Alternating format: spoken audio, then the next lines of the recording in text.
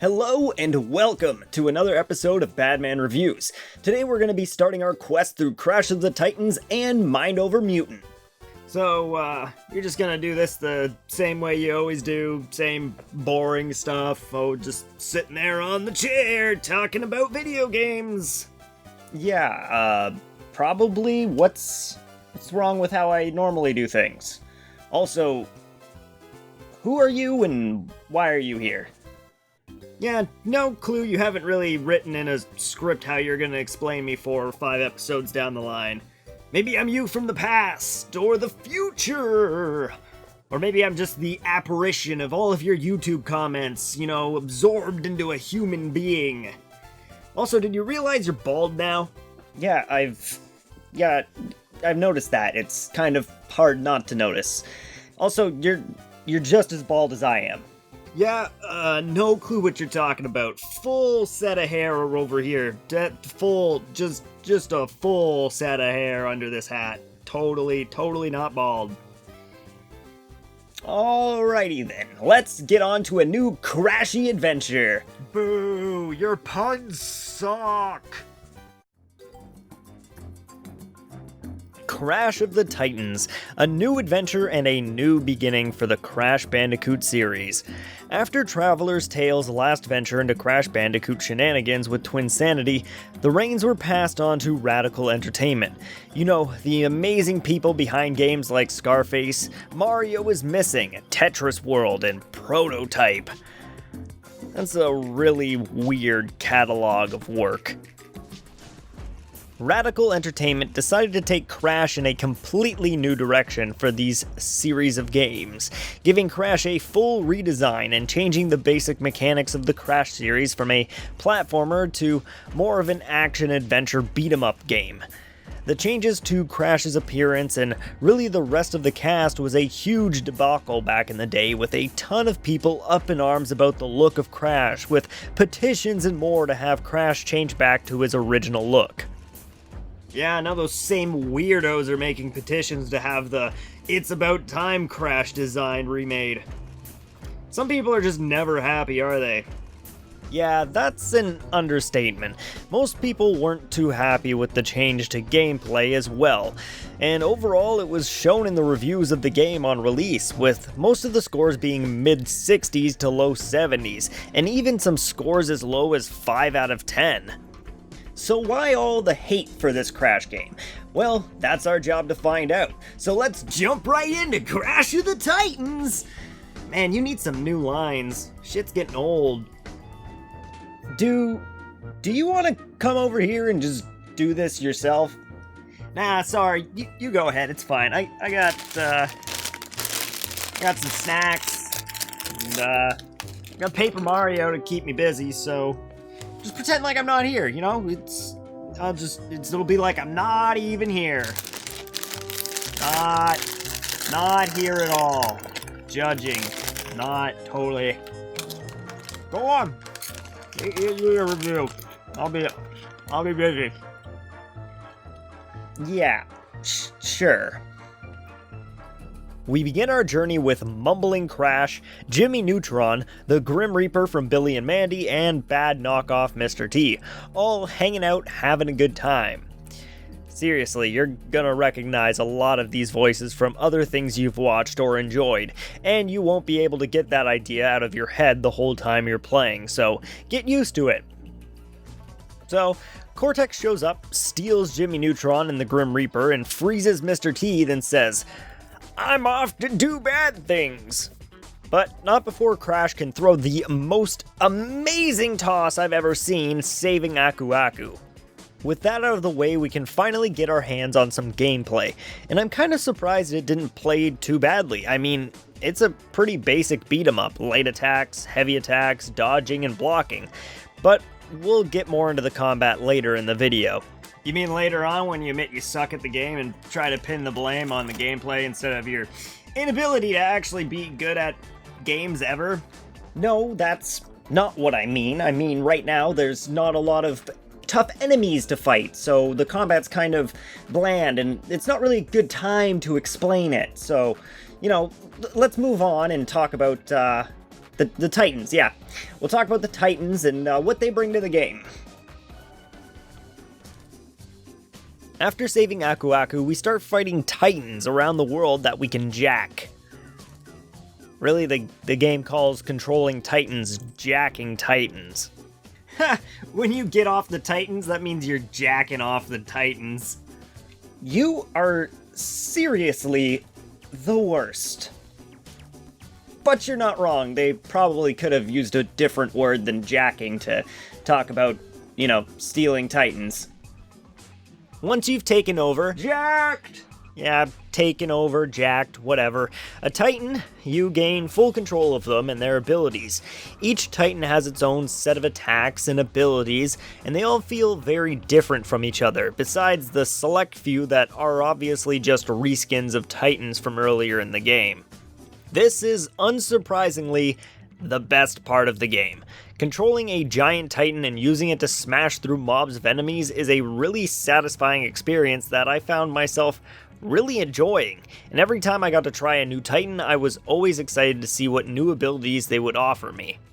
I have to say my favorite Titans as I played through the game had to be the Shellephant, a giant elephant that uses its trunk as a flamethrower, Rhino Roller that you can just steamroll everything in the game with, and last but not least, Scorporilla, which is literally just a giant gorilla with a scorpion tail, and you can just kill everything with this massive beast. Continuing through the story, we venture through a few new worlds and finally get to meet one of my favorite bosses from the franchise, Tiny Tiger. Crash, I really am cross with you. I'm just trying to Oh no. What have they done to you? They really gave Tiny Tiger a knockoff Mike Tyson voice. They took an amazing character like Tiny Tiger, who has been so awesome through the entire series, and turned him into this. Why? Really? You got nothing to add to this. You've been pretty prominent through the entire video and you got nothing here. Oh, sorry, I wasn't paying attention. Yeah, look up Crash of the Titans Nintendo DS Tiny Tiger voice line. Sure, but why? Just do it. Okay, alright, just give me a second here. Crash of the Titans Nintendo DS voice line. And we'll just click on this here and... Crash! You made it through my excavation! Oh, jeez. I'm pumped! Yeah, I guess this could be so much worse. I told you it could have been much worse. Let's just continue the game. As we continue through the story, we meet more and more enemies and bosses, and the difficulty really starts to ramp up a little over halfway through the game. And even on normal difficulty, it really requires you to know all the combos each Titan has, and Crash's combos as well, which I kind of think is a little much for a normal difficulty. Like, sure, if you want me to have a deep understanding of the game's mechanics to beat hard mode, sure, but don't make me have to memorize every combo in the game to get through normal. It's just not enjoyable. Even after learning all the combos and getting better at the game... getting better! Hey, shut up. I actually got pretty good at learning combos and stunning enemies. Sure, tell that to your live stream. Moving on, some of the encounters you will face are just way too punishing, and seems like they're built around having a Titan during the fight, but if you happen to lose your Titan, you're just left with Crash trying to get a Titan back because things become extremely unfair very quickly. You will find yourself in situations where you have to fight 3, 4, 5 plus Titans at the same time, which take a long time to stun. So you're gonna have to try to kite a Titan over to you and get it in a corner so you can 1v1 it to capture it. And if you can't, you're gonna find yourself in like a 1v3 situation where you just get stun locked into an unblockable combo by enemies and you're just instantly killed in a matter of seconds before you can even get out of the stun lock to dodge or block to save your life. Another annoying thing is that the game teaches you that you should use a charged heavy attack to break through enemies' guards, but I just find it never works due to the fact that enemies will just start blocking, so you'll start charging your heavy attack, and before you can finish charging your heavy attack, they just stop blocking and just start beating the shit out of you while you're charging your heavy attack.